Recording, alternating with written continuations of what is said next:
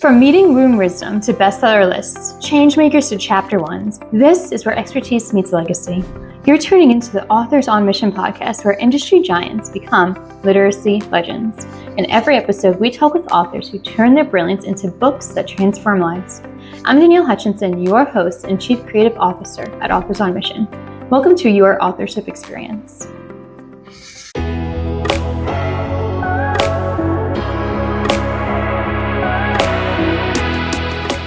Hello and welcome to Authors on Mission podcast, the podcast committed to delving into top-tier insights and strategies employed by established experts to achieve success while also writing a book about it.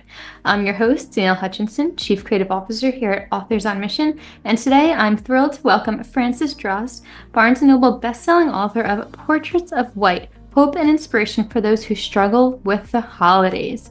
Frances is not only an accomplished author, but also a professional singer-songwriter who turned her personal struggle with holiday grief into a mission to help others. For 10 years, she created and performed the sold-out Portraits of White concert experience, touching on countless lives with her message of hope during difficult seasons. But today, we're going to explore how Frances transformed these experiences of loss into a powerful book that serves as a sanctuary for those who find holidays challenging. Whether you're an aspiring author looking to share your own story or simply seeking wisdom on navigating emotional triggers around celebrations, this podcast is for you. So Frances, welcome to the Authors on Mission podcast. Thank you, Danielle. I'm really excited to be here. Yeah, it's an honor to have you on too. And, even though right now we are recording, it is mid-April, kind of hot outside. I think, we always have a little bit of the spirit of the holidays within us. So no matter what.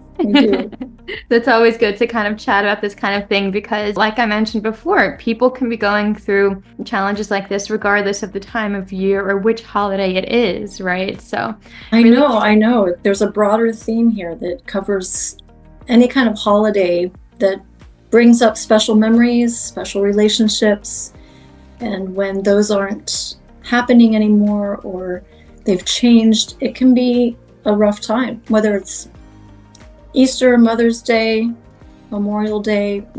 They each have their own special spot. Yeah, it does. And I think that as we go about our conversation today, a lot of the tips that we talk about in your book and through the music as well can be applied regardless of what we might be thinking about. But before we talk about anything else, I think it's important for us to get a little bit more about your background and, what really led you to writing this book. I understand you were a singer-songwriter. So, how did that outlet help you process your emotions and particularly how it led you to create this book and also Portraits of White in general? Well, I did start singing. I started writing music in my 30s. I got a late start in songwriting, but I'd been playing the piano all of my life. But in my 30s, I started writing music, and I found that on stage, when you're going to the next song, sometimes you need to say something in between and just bring the audience along on a journey. And I didn't want to just say filler things or cliche things. So I started going, well, I'm a songwriter. Why don't I just share stories about my songs on stage as I'm sharing them? So I developed this thing of sharing my songs and sometimes sharing my stories. And I found that sometimes the stories resonated just as much as the songs. So when COVID happened in 2020, I decided to take some time and follow through on a project I had started and restarted, and that was to write a book of stories behind the songs of one of my albums. So that was called Inside Things. So I self-published it because I wanted to see what it was like to do the process of writing a book, just learn the ropes and write my thoughts. And so when I did that, it was such an incredible experience. I decided I wanted to write another book, and this time I felt I should choose my Christmas album because there was a story, a big story behind that album, not just the individual songs, but big picture. And I happened to meet a literary agent at a conference. It was for entrepreneurs, and so as you normally do at those kind of conferences, we talked about projects we were working on, and I told him I was writing a book about my journey with Christmas as a songwriter. And he said, "Oh, that sounds interesting." So long story short, I submitted my idea to this publisher, Morgan James, and they liked it. They felt there was a place for this.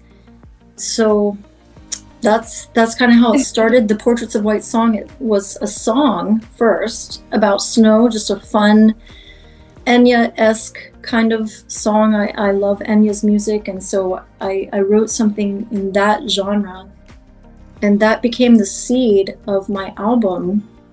So the metaphor of snow kind of took on a new meaning. I always loved snow, and the song was meant to just be fun, but there was obviously something else going on. And for me, I live in Pennsylvania, so we can tend to have drab gray days a lot in the winter, and I love snow, and I love how it brightens up the landscape. And I began to see that snow wasn't just a song, and it wasn't just a concert I created around the holidays. It became kind of my metaphor too, of just the beautiful creativity that there is in snowflakes, the elements that form them as they fall through the sky. I feel like they're elements of our life. So everybody is hit differently with the elements of wind and temperature. And by the time we get to the ground, we all look different, but together we create a community. So I just began to see I didn't overthink this. I didn't articulate this until I was really starting to write my book. So I'll save some of my thoughts for more questions, but maybe that gives us just a synopsis. So it was a song, it became an album, and then it became a Christmas show that I did called Portraits of White, and now it's a book. So yeah, well, first off, I would love to dive in in detail about the contents of this book and the meaning behind, the lyrics of the songs, all that. But I think the main question I want to start off with is, what's perhaps most unique about this book is that it came from a live experience, which is something very unique, and I think a lot of our listeners today can, relate to and perhaps learn from, because I talk to a lot of authors, and many of them speak about their professional development theories or perhaps some other field, right? But you started in the performance of it and singing it and the live events. You had to translate that into the written word, which is completely unique from what a lot of other authors do. So I was wondering if you'd like to speak a little bit about that process. How did you go from singing to typing, I guess you could say? Was there That's a great question.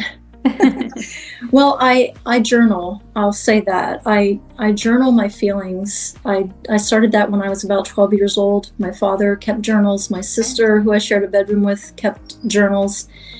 So I guess I just got it by osmosis. So I found that writing helps me process life.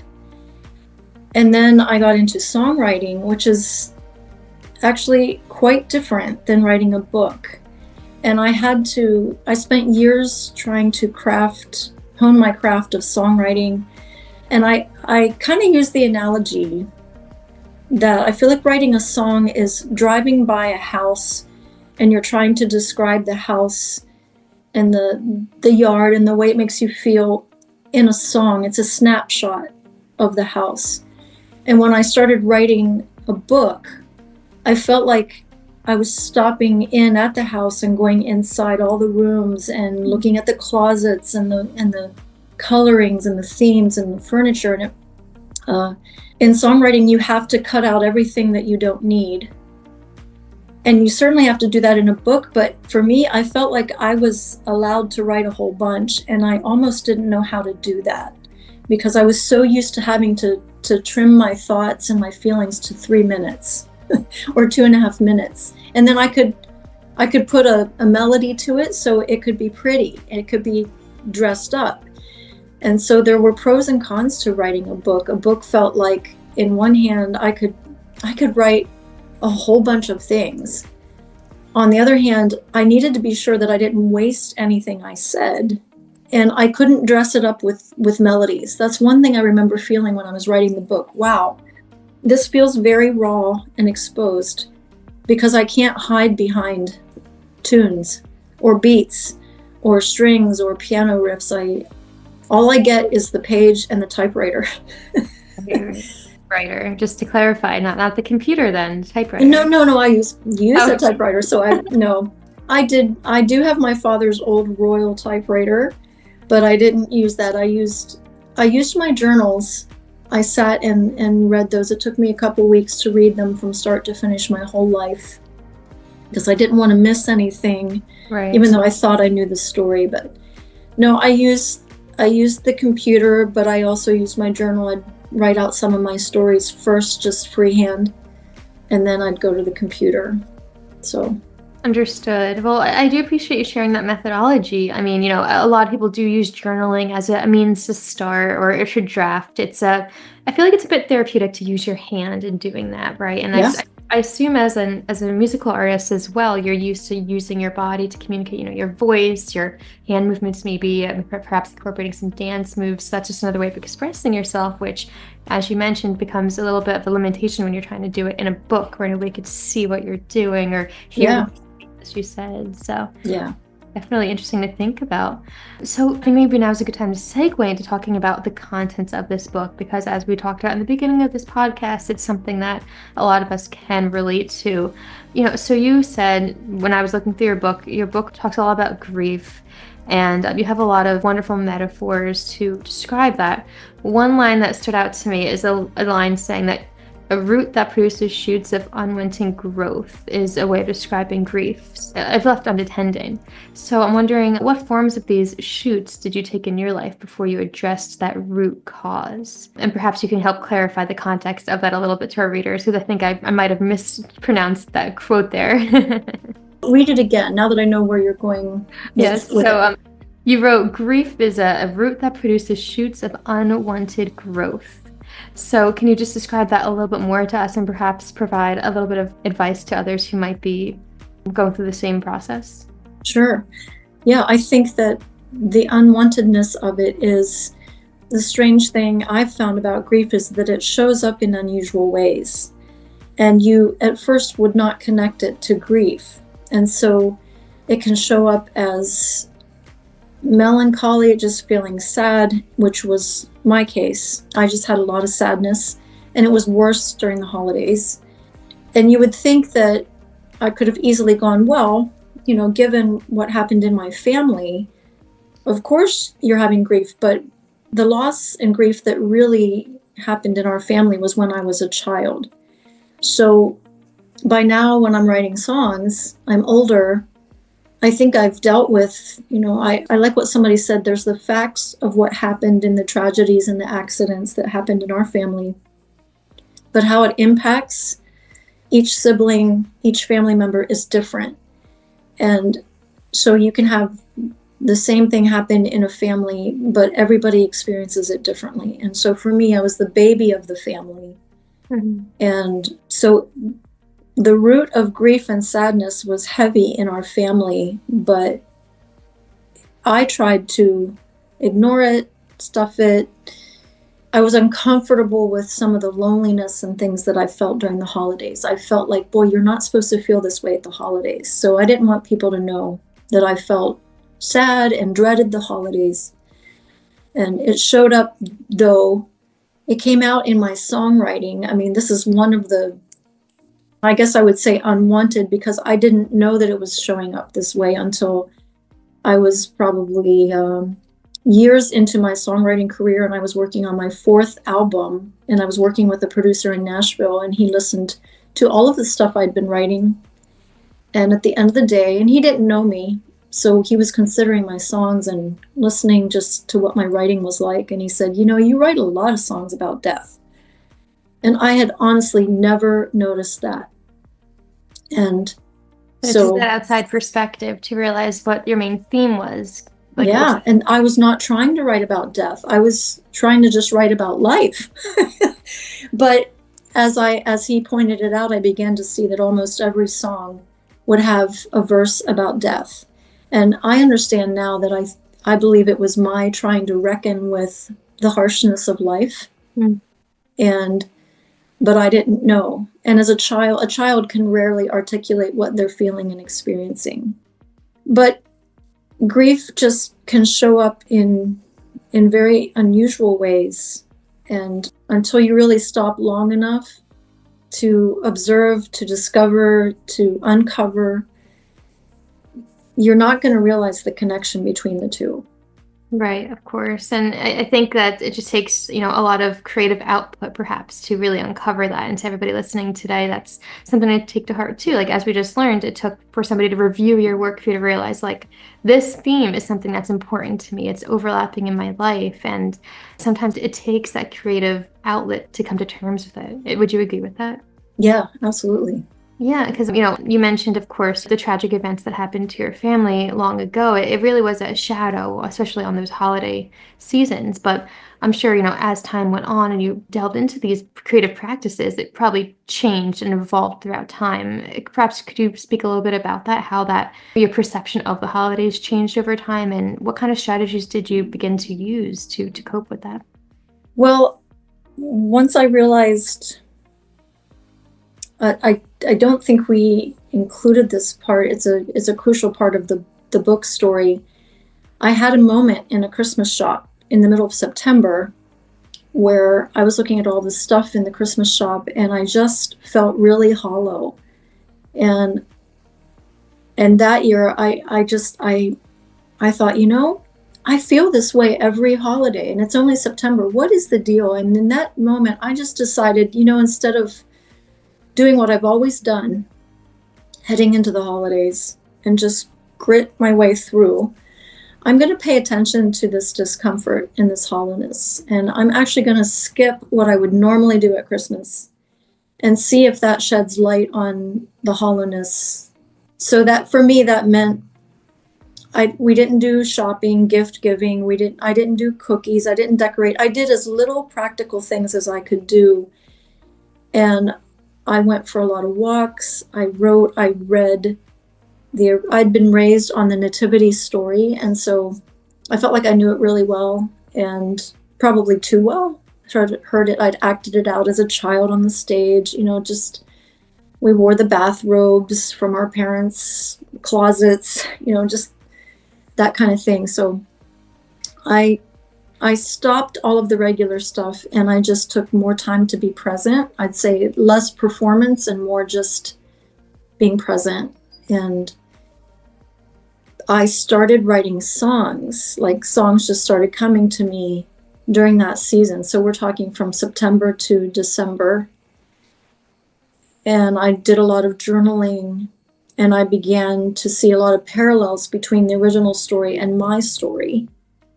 And it wasn't until I wrote the songs and went through that year that I began to see the connection between the loss of siblings and the holidays and how they amplified. Because in our house, I had 2 older siblings, but they were out of the house by the time I was 11 or 12. And they didn't come back for holidays. So there were empty chairs at our table during the holidays. And it wasn't just Christmas, it was all the holidays. So that called attention to the fact there's people missing, and those chairs became filled with stories of how my siblings died, the ones that died, what happened. And it was just this communication of, I'm sure that it was my mother processing the loss of 2 sons, but as a child, a sibling, it was a lot of sadness to take in and to process. And so the holidays changed. I got married. I thought that would fulfill my loneliness. But when you get married, that brings in different dynamics to your holidays, because you've each maybe done different traditions at the holidays. So now you're, well, we usually do this. Well, we do this. And so I think the year I decided to just stop and say, wait, I don't want to feel the way I've always felt. I want to change, and I need to see what this is about. It slowly began to show me, wow, I see. And it took me, it's not like overnight I was like, oh, I love the holidays now. It's been years of processing this. And but there came some healing when I started sharing my own story on stage at Christmas. I discovered I was not alone. And that kind of fueled the process, I guess, of healing. And like, wow, I'm not the only one who feels amplification of grief at the holidays. So Right. And, I think your story basically is sharing a light on one thing that you mentioned in your book. It describes unwrapping this concealed package of heaviness. And I think that's, a perfect metaphor for what you went through. You perhaps weren't even sure why you were feeling this way. As you said before, it took a lot of introspection and creative output to get there, like we mentioned before. So I guess I wonder, for anybody listening, what kind of advice might you give to them? And I know a lot of it's revealed in your book, but perhaps can you give us like a sneak peek of, one bit of advice you might offer for somebody who's going through the same process? I think the biggest thing is just awareness and acknowledgement that we really have a tendency to hide the package away. And when we pull the package out and say, wow, there's some stuff in here, I think I'm going to take time to open it and look at it. There's something beautiful. It's painful at first, but it's something beautiful comes out of it when you decide to unwrap the package that you're trying to conceal. Understood. I appreciate that. And, I'm wondering now if we could transition a little bit more into the writing process itself then too. I see right there on the screen with you, you have a copy of the book itself. Would you mind picking it up? I do. Can you hold it for everybody to take a look? It's a beautiful cover there. Is that a snow globe? Is that a snow globe that I see? Actually, no, it's a Barnes and Noble bestseller label. Yeah. No, the way it looked, I thought that maybe it was. No, we can make it a snow globe. No, I love that. That's wonderful. Yeah. Which is a great accomplishment. Like I mentioned at the beginning of this podcast too, Barnes and Noble bestseller. It's something that, of course, is to be proud of and honored. How does one go about even getting into Barnes & Noble and becoming a bestseller like that? Perhaps you could offer some strategies to people out there right now who are struggling even to get their book published. What was that like for you? Was it easy? Was it challenging? What was it like? Well, having a publisher, that was the difference, because I did write a book that I self-published, and it is not available in bookstores everywhere. That's because it's self-published. So having a publisher, Morgan James, they've already done the legwork of developing relationships with bookstores and book buyers. And so I'm actually, the book released in October 2024. So I'm still very new at the difference between self-publishing a book and using a company like bookbaby.com or something to write the book versus Morgan James. That's the difference, is just having that muscle behind a book, is having that publishers, they've spent the time. I'm finding it's so much like the music business in that relationship is key. Relationship with anybody in the business. And it takes a long time to build relationships that lead to something. It can take a long time. And so I'm learning in the book world that when the publisher has developed a relationship, and they have with Barnes and Noble and other bookstores, so when they offer, say we have a new book on the market, but the bestseller came from having enough pre-orders when it was in pre-order status to get that bestseller label. And it was an incredible feeling. I would say it was worth the whole process, but hearing how people connect to it, actually to the book, has been more meaningful than that label, I guess. I mean, but as it feels like an achievement. So I guess that's the preciousness of that. I can forever have that now in my bio, but the deeper beauty that I didn't see coming from the book, and that's what the publishers saw. They felt that there was a place, like I said, for this story. Especially, I came from a faith community, and we can be extra shy about any struggles we have. Like, we just don't want people to know we're struggling, especially at Christmas, because we're supposed to have all of this joy and everything. And So they just felt like there was a place for this, someone to say. I feel like this is kind of what I'm trying to help change the view of Christmas and people's connection with it. Just to say it's okay, and grant people permission to struggle, and then try to move beyond that into a better holiday experience. Understood. And, I like that you said that, granting people permission. I think that maybe has a lot to do with what you mentioned before about how you conceal the package of heaviness, right? Because you feel like maybe you don't have permission to feel that way, especially the holidays. You want to, bring down the mood, or, be the Debbie Downer, right? But, it's got to be embraced. And that's something that you're doing wonderfully in the way of all of your creative outlets, for sure. Thank you. So, I wonder if you'd like to speak a little bit more about some of the other tips that you do share. For example, you mentioned you write a lot of your songs while driving. Did the writing process also have to be a little bit on the go as well? Or did you have a set routine? Well, when I wrote both of the books, I am a little bit different than some musicians. I seem to have a little bit more, let me rephrase that, because I don't know all musicians, but I do feel like sometimes musicians can have a stereotype of disorganized and, very creative, but not very task oriented or whatever. But somehow I got both sides. I don't know if it's a gene in my family or what, but when I decide I'm going to do a project, I get very focused. And so I had goals for myself. Like by the end of January, I decided I would take, in this case, I knew how many, like the songs kind of were the backbone of the story. So I knew how many chapters I'd probably have. So then I paced it out. So by the end of January, I want to have the first round or second or third round of book written. And then February, I'll take however many hours a day, and I'll edit what I've written, and I want to have a second round done by the end of February. So I would set goals for myself and try to reach those goals.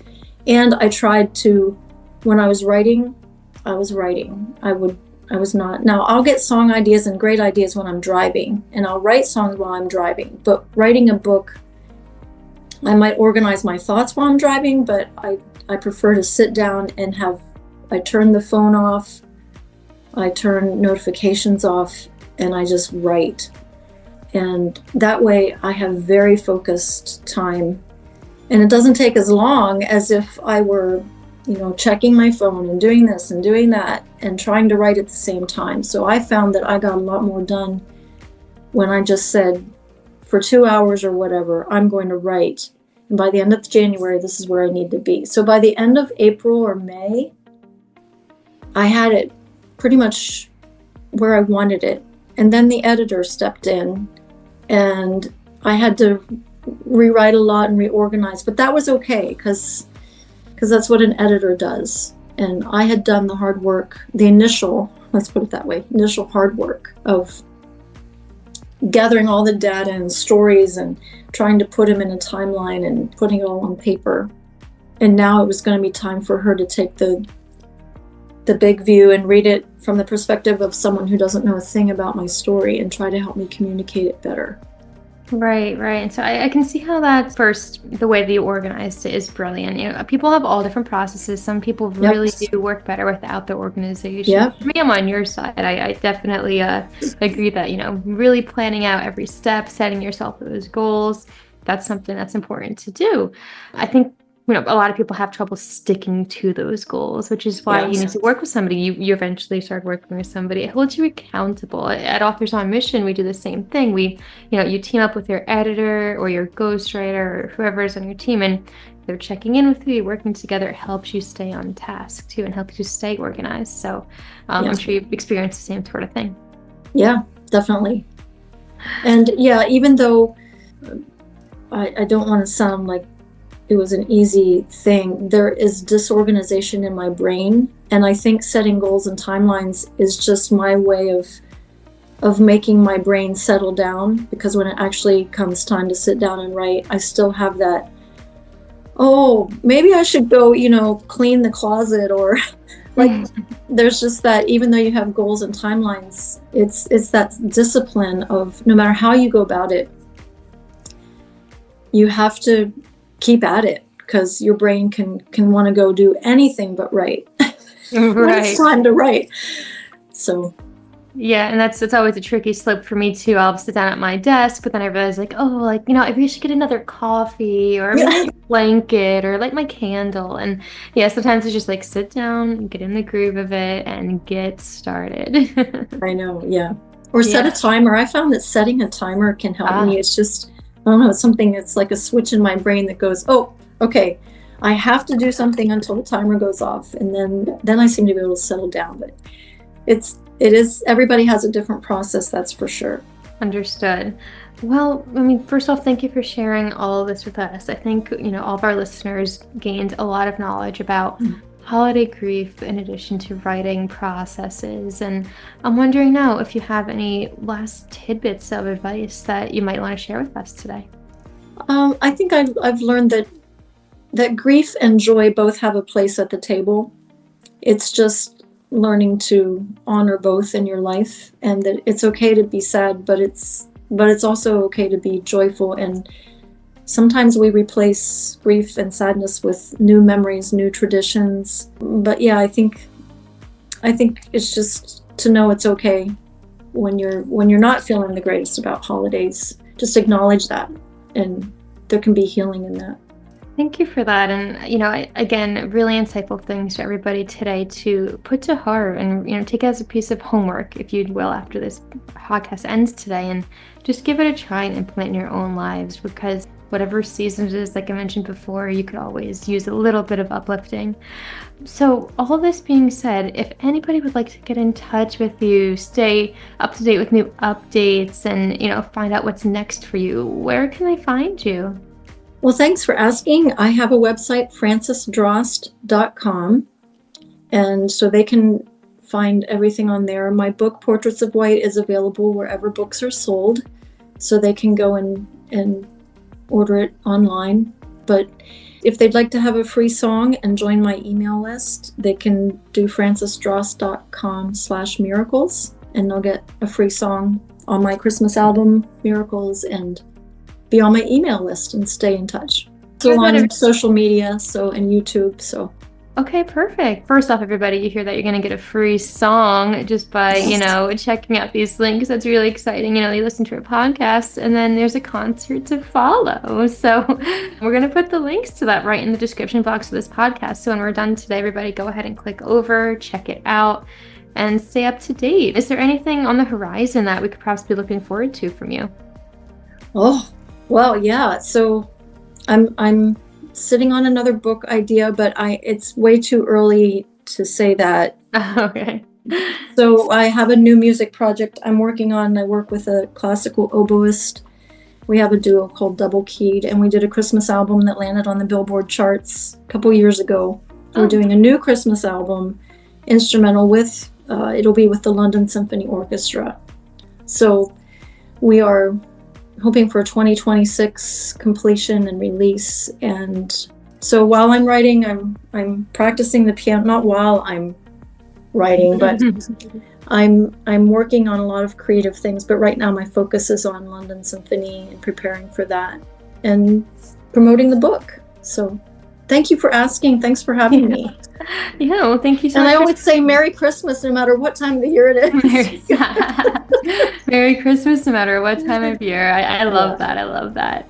Well, everybody, that does bring us to the end of today's episode of Authors on Mission with Frances Drost. Frances, thank you for sharing your story with us, from grieving the holidays to creating a best-selling book, concert series that brings hope to others. Your story shows us that no matter what your deepest struggles are, they can also become your most powerful messages. So to our listeners, if you're also struggling, you can check out Frances's book, Portraits of White, at Barnes & Noble or anywhere else you could find it. We're going to put the links to everything in the description box. And remember, your story matters. Sharing it might be exactly what everybody else needs. That's good. Thanks again for joining us. Thank you. All right, everybody, keep writing, keep growing, and keep pursuing your mission. We'll see you next time on Authors on Mission podcast.